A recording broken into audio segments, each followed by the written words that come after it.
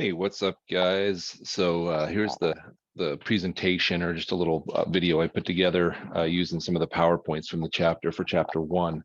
And just as a reminder, these presentations aren't supposed to take the place of reading, because I'm not covering everything in the chapter. I'm just covering some of the highlights, just like you would get in an in-class lecture. And I want to keep these short, like 15 minutes or less.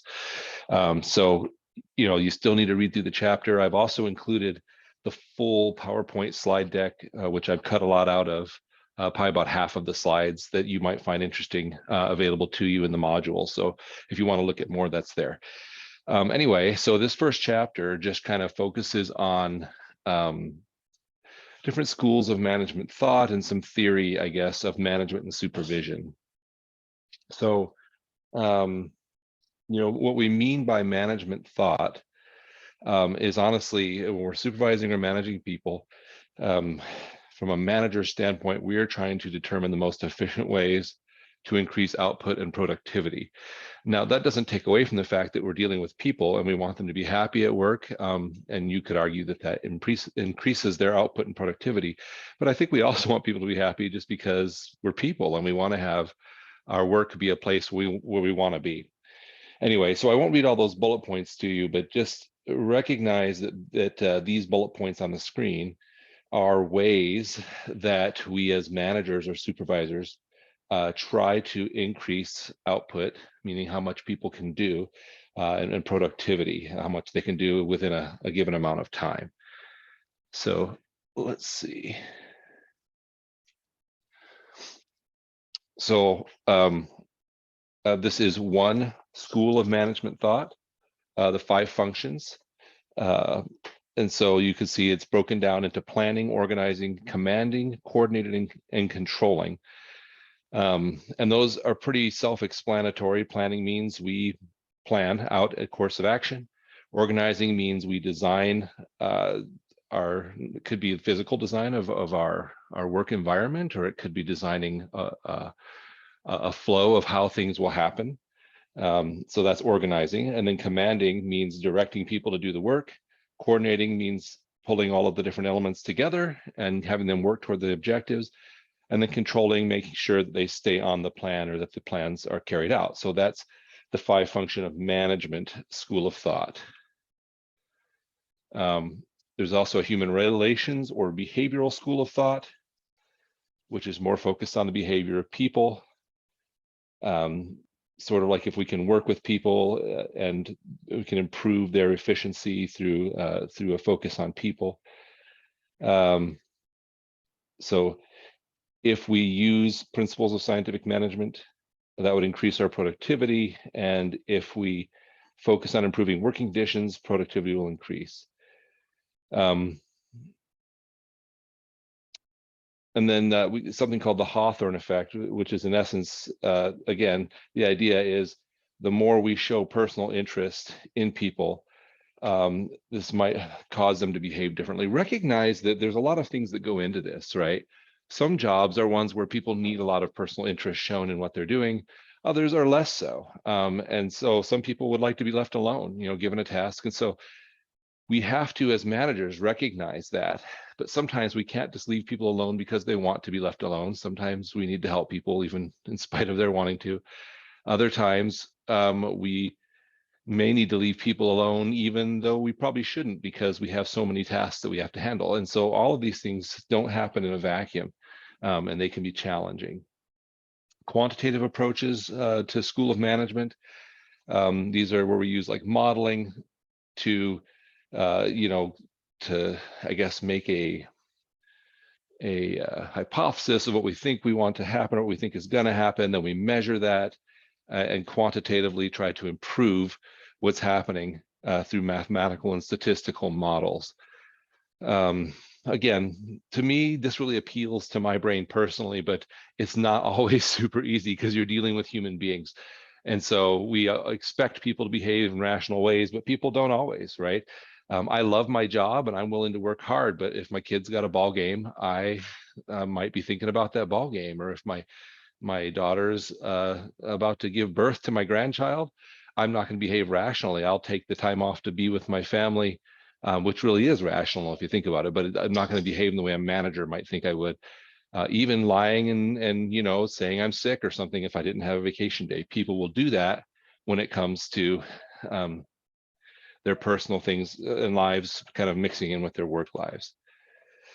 And so the next several slides are just some of the factors that are affecting the role of supervisors in the modern workplace. And again, I'll try not to read through all of them, but just some things that probably as you see them, you'll recognize that. So diversity issues, right? Those are things that probably should have always been something we paid attention to as supervisors, but certainly now we have to pay even closer attention than people have in the past, and rightfully so, right? We know that there'll be some advantages even as we have a more diverse workplace, and people who have different backgrounds can bring a lot of great ideas to us. We have changing age patterns. We have there's still people working way longer than they used to. Used to be people were always shooting for retirement at age 60, and now we have people working later and later, and so those changing age patterns impact our role as supervisors. There's continues to be an increase of women in the workforce, and so this will continue to impact the role of the supervisor. We still live in this world that is designed primarily where the expectation, not always the reality, but the expectation is still that maybe moms will leave work to take care of a sick child instead of dads. And so we have to adjust to that, right? And we have to decide, well, what's going to be our policy and how do we handle that? Sexual harassment, of course, again, we know that can go in more than one direction, but still over 90% of sexual harassment cases are by men against women. And so the more women we have in the workforce, the more we have to adjust our management and supervision to ensure everybody is taken care of, everybody is finds work to be a comfortable and good place to be, and so forth. Other things like flex time, telecommuting. I don't even think the term is telecommuting anymore, just working remotely, right? So even since this book was put together, the increase of the number of people working remotely through COVID and the use of things like Microsoft Teams, Slack, and of course Zoom have really changed the supervisory landscape. Again, I won't read all of these to you. I'll just kind of flip through them, and again, you can see how as the workplace changes, there's the additional challenges for supervisors. This right here, too many college-trained employees. What do you do when you have people who are overeducated for the job you want them to do? That's not always the case. I mean, I'm grateful that I have a job where I get to use my education, but some people get a degree and then they go and work in the mechanics area at the mine. And I think that education serves them and is valuable to them, but it's not, one of the requirements. And so can people who have degrees demand to be paid more in a job where other people doing the same job don't have degrees? All of these things impact the supervisor's role. Again, occupational industry trends, a lot more small and mid-sized businesses. It used to be everybody worked either for like a small little hometown thing or for a big, company. This is there's a lot more of these mid-sized firms in the middle now. Again, changing technology. Not only does that mean we have more telecommuting, but it also means everybody's got to have computer skills. And so you could get somebody who's super smart, maybe they're old school, but they just don't have computer skills. That's going to change what you need to do as a supervisor to help that person be successful. And then there's global challenges that we face, and people don't even realize that they're impacting them. In our community, a lot of our jobs are for a mine that produces copper, and we don't realize that most of that copper is sold overseas. And so a boom in construction in China can impact our job market, or a slowdown in construction in China can impact our job market in this little town in Arizona. employment conditions, right? We've heard about, maybe we'll even read about this semester, the Great Resignation, where a whole bunch of people sort of kind of just quit work after COVID, and we're like, life's too short, and so we might have a lot of temporary employees or people who are, like I mentioned earlier, overeducated but underexperienced.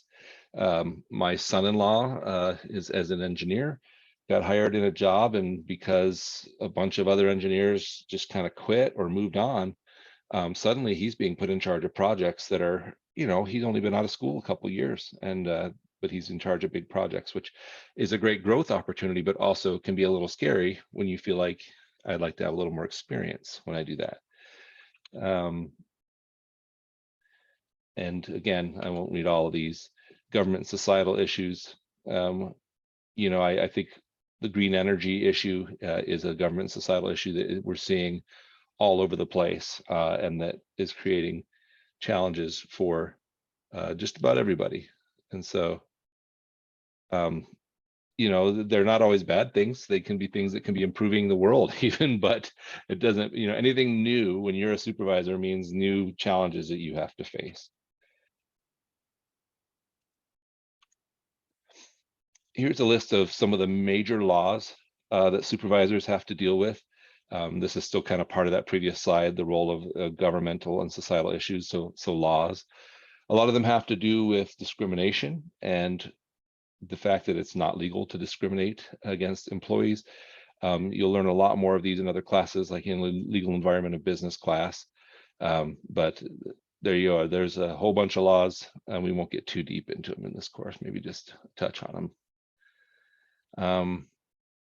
And then you have difficult people, right? Rude behavior is on the rise in the workplace. Maybe you've seen some of that where you work. I mean, all of us have moments when we can be rude or uncivil, but we also have to sometimes deal with people that are kind of always rude, and that's a challenge. And you may have to, as a supervisor, decide, those trade-offs. Do I deal with this person who can be difficult but has good ideas, or do I just cut them loose and say, I'd rather, their good ideas aren't good enough to be worth the challenges of dealing with them. And then, so we kind of finish off here with these 3 E's, which are engagement, empowerment, and employee participation in decision making. So, if we're going to keep employees engaged, the chances are they're going to work harder for us. So if they feel a strong emotional bond to their organization, and they're committed to its objectives, then they're going to work harder for us. A great example of that is EAC.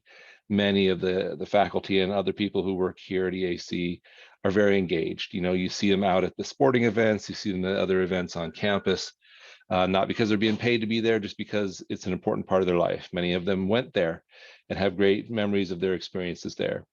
Empowerment means giving employees authority to accomplish their tasks and the organization's objectives. You probably worked places where you're less empowered and others where you're more so. And then participative management, allow employees to be part of the organization's management and decision making in a way that's appropriate. Those will, the way your organization functions in those 3 E's is going to affect your role as a manager or supervisor of people. I hope this was valuable to you, better than just looking at the PowerPoint slides. As always, if there's things you want to talk about or ask questions about, just send me an email and give me a couple of times, and we'll schedule an appointment, and I'll be happy to go over it with you. And I hope you have a great week, and I hope you find the rest of the work for this chapter engaging and empowering, and I hope you'll be participative. Anyway, I hope you have a great week. Thanks.